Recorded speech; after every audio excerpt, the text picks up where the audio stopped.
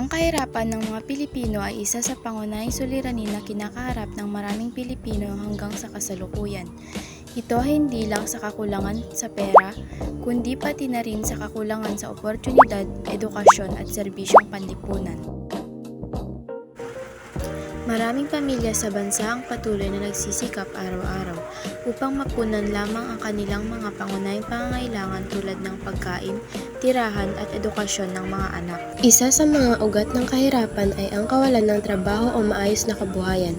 Maraming mamamayan ang nagtatrabaho ngunit hindi sapat ang kanilang kinikita para sa mataas na halaga ng mga bilihin.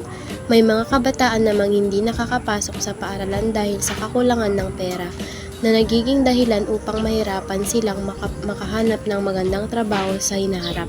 Dagdag pa rito, malaking papel din ang ginagampanan ng korupsyon sa pamahalaan. Kapag ang pondo na dapat sanay para sa mga proyekto at tulong sa mamamayan ay napupunta sa maling kamay, lalong lumalalim ang agwat ng mayaman at mahihirap.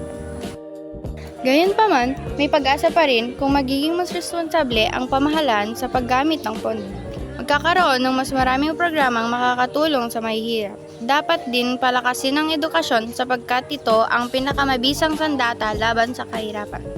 Sa huli, ang kahirapan ng buhay ay hindi dapat maging hadlang sa pangarap ng bawat Pilipino.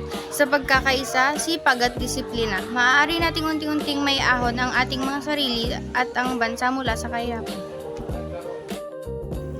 Narito ang ilang sanhi at epekto ng kahirapan ng buhay.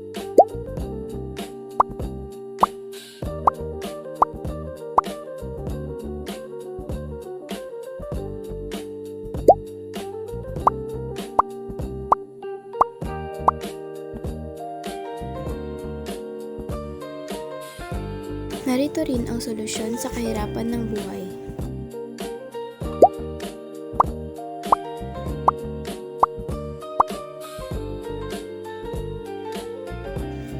Ang kahirapan ay hindi hadlang upang magtagumpay.